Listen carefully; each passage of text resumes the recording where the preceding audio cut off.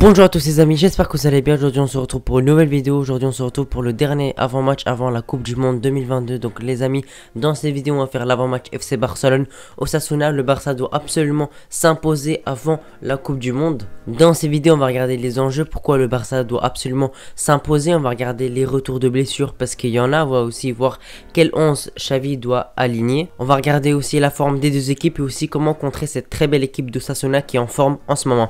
Bref les amis, on va pas perdre plus de temps. Si vous appréciez ce genre de vidéo, n'oubliez pas de vous abonner, de lâcher un pouce bleu et on perd pas plus de temps. C'est parti pour la vidéo.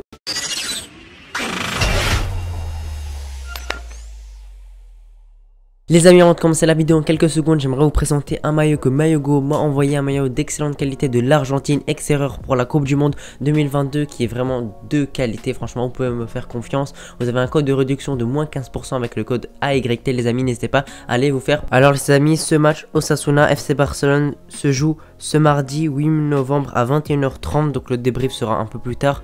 Aussi les amis, regardez bien mes débriefs, je les fais tout le temps, sauf des fois il y a des exceptions, mais normalement il y a tout le temps des débriefs, donc les amis restez bien abonnés avec la cloche des notifications.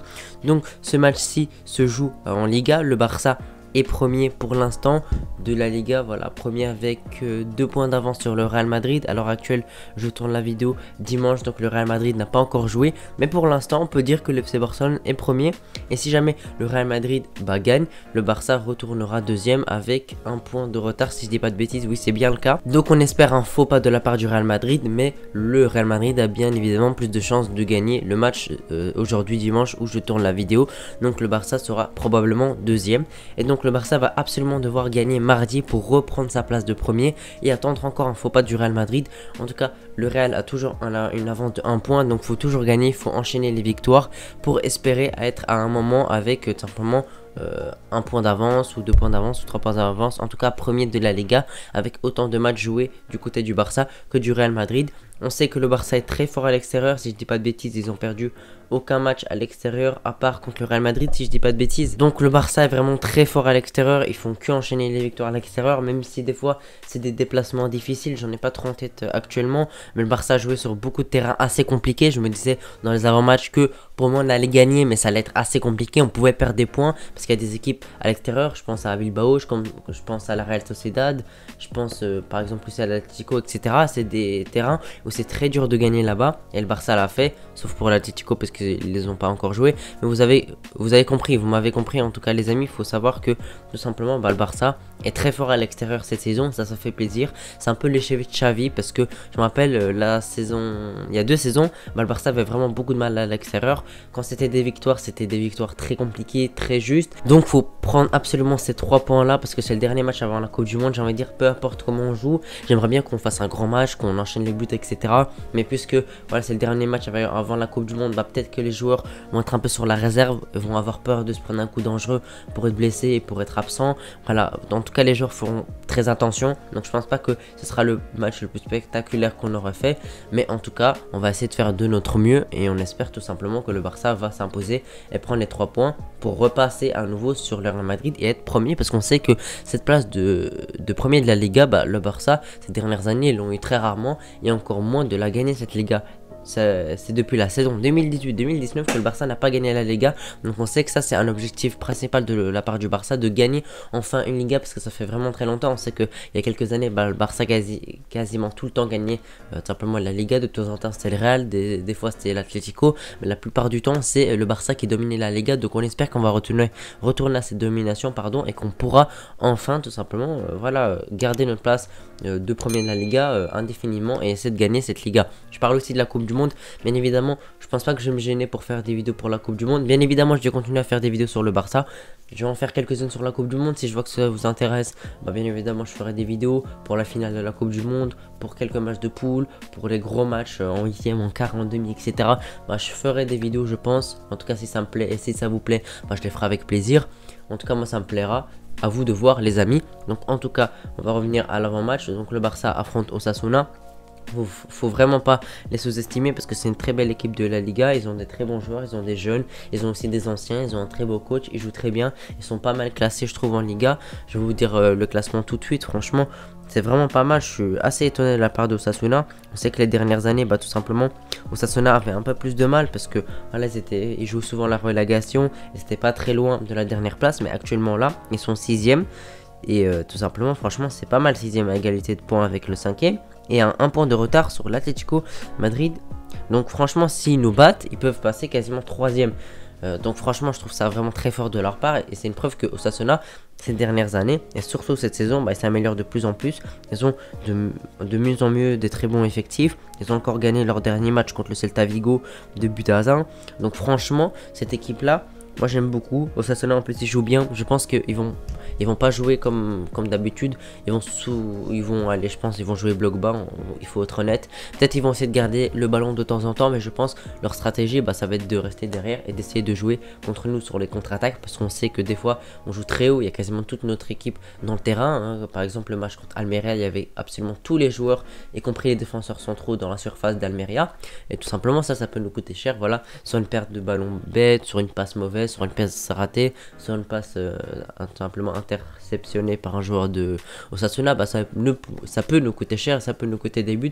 Donc faut faire attention. Aussi, on n'a pas eu toujours facile contre eux. Il y a des fois on a perdu des points, il y a des fois qu'on a perdu, donc faut faire attention. Mais on sait que le Barça est aussi solide simplement à l'extérieur, donc ça c'est quelque chose où on peut être optimiste. En tout cas moi je suis optimiste, mais il faut faire attention à cette équipe parce qu'elle peut vraiment nous faire des ravages, elle peut vraiment nous faire du mal vu la très belle forme où ils sont. Également il y a un retour de blessure qui fait assez plaisir, c'est Christensen qui est de retour enfin. Voilà, ça fait un mois je pense qu'il était absent, il a été blessé, ça nous a vraiment fait du mal parce qu'on avait une charnière assez faible avec Piqué et Eric Garcia. Piqué qui va jouer son dernier match avec le Barça à l'extérieur, donc moi je pense que je le mettrai titulaire, mais on va en parler un peu plus en détail dans la vidéo, pas dans la vidéo, un peu plus tard dans la vidéo, juste tout de suite là après avoir parlé des retours de blessure. Donc Christensen de retour de blessure, franchement c'est une très belle nouvelle. Il a joué un peu contre Almeria, donc je pense qu'il devrait prendre sa place de titulaire et jouer son dernier match avant la Coupe du Monde avec son pays, le Danemark. Alors les amis, c'est parti pour mon 11. Donc moi dans les cas je mets Ter Stegen qui a fait 11 clean sheets en Liga en 13 matchs si je dis pas de bêtises, donc c'est vraiment énorme. Il est vraiment très bon, franchement il nous sauve de temps en temps, il fait des très belles parades, on le sent un peu plus en confiance dans la passe, il est revenu à son meilleur niveau, donc ça fait vraiment plaisir de voir Ter Stegen comme ça et on espère qu'il va continuer comme ça pour son dernier match avant la Coupe du Monde, même si je pense pas qu'il sera titulaire. Neuer devrait être devant lui. Maintenant les amis, on va parler de la charnière centrale. J'aligne tout simplement, Piqué et Christensen. Christensen, retour de blessure, il a eu quelques minutes avec Almeria, donc ça fait plaisir. En même temps, il sera en forme pour la Coupe du Monde, donc c'est bien pour son pays. Et Christensen, je pense qu'il nous fera vraiment du bien défensivement parce que c'est un défenseur assez solide.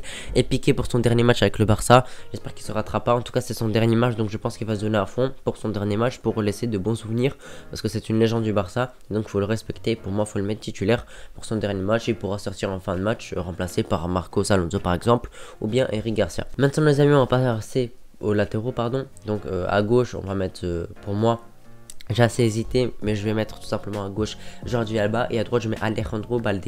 Donc on sait que voilà, Balde joue seulement à gauche, il n'est pas à l'aise à 100% à droite, mais bon, il doit dépanner parce que tout simplement on n'a pas de véritable latéral droit. Et pour moi Bellerin c'est trop faible, donc moi je le mets sur le banc. Je mets plutôt Balde à droite et à gauche Jordi Alba. En tout cas c'est un gros dossier de la part du Barça de trouver un latéral droit pour cet hiver. Donc Balde pourra enfin être mis sur le côté gauche. Après tout simplement la Coupe du Monde, Alba a fait un très bon match contre Almeria. Donc moi je les récompense eux deux pour leur très bon match et je les aligne tous les deux titulaires. Maintenant les amis, pour le milieu, donc je mets Frenkie de Jong, Pedri et Gavi. Pour moi je pense que c'est le meilleur milieu qu'on peut avoir. Gavi de retour, il a été mis sur le banc durant le dernier match. Pourquoi pas, ça l'a reposé pour qu'il soit en forme avec l'Espagne. Je pense que ça lui a fait du bien aussi d'être sur le banc parce qu'il a enchaîné énormément de matchs. Donc moi ce milieu là, assez jeune, assez pas expérimenté j'ai envie de dire, mais très bon. Donc franchement ce milieu là, Frenkie de Jong, Pedri et Gavi, pour moi c'est le meilleur milieu qu'on peut avoir. Et Busquets je le mets sur le banc. Il pourrait rentrer en fin de match bien évidemment pour contrôler le match. En attaque à droite je mets Ousmane Dembélé. Pour moi pas trop de débat là-dessus. Il nous a mis un très beau but face à Almeria. Il est très bon actuellement, donc moi je le aligne à nouveau à droite. Voilà, il est très important par ses accélérations. Il accélère énormément le jeu, il dribble beaucoup, il tente beaucoup. Malheureusement dans la finition il pêche un peu, mais bon, on peut pas être parfait. Et franchement ces dernières performances m'ont pleinement satisfait. Malheureusement, il rate un peu devant les cages. Mais bon, les amis, qu'est-ce que vous voulez qu'on fasse? Maintenant, les amis, à gauche, j'aligne. J'ai assez hésité, mais je pense que je vais mettre Ansu Fati parce qu'Ansu Fati est rentré. Il est simplement face à Almeria. Il a été assez bon. Malheureusement, il n'a pas marqué, mais franchement, je l'ai pas trouvé mauvais non plus.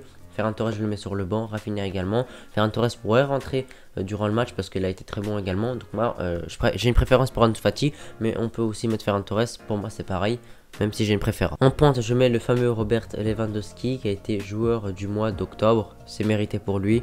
Il n'a pas marqué contre Almeria, il a raté un penalty, mais franchement, je peux pas lui en vouloir parce qu'il marque beaucoup. Il peut pas marquer à tous les matchs, donc moi je le aligne à niveau. C'est assez logique. On espère qu'il marquera pour son dernier match avant la Coupe du Monde et qu'il rejoigne la Pologne pour essayer de simplement passer un cap avec la Pologne parce qu'il a eu beaucoup de mal ces dernières années avec la Coupe du Monde. Il n'a pas marqué tout court en Coupe du Monde, donc on espère que ça va changer et on espère qu'il sera bon avec sa sélection. Voilà les amis, j'espère que vous avez apprécié la vidéo. Si vous l'avez apprécié, n'oubliez pas de vous abonner et de lâcher un pouce bleu. N'oubliez pas également de me donner vos avis dans les commentaires. N'hésitez pas à me donner votre 11 et votre pronostic. Moi, pour mon pronostic, je vois une victoire 3-0 du Barça à Osasuna. Je vois pas le Barça encaisser parce que Ter Stegen enchaîne les clean sheets, est très bon. Voilà, je pense que notre défense sera assez solide avec Piqué qui joue son dernier match, qui devrait jouer à fond, et Christensen qui est assez solide défensivement. Donc moi, je vois pas le Barça encaisser de buts. Voilà les amis, j'espère que vous avez apprécié la vidéo. Si vous l'appréciez, n'oubliez pas de me le faire savoir par un pouce bleu et un abonnement et un commentaire. Allez les amis, je vous souhaite une très bonne journée. Ciao.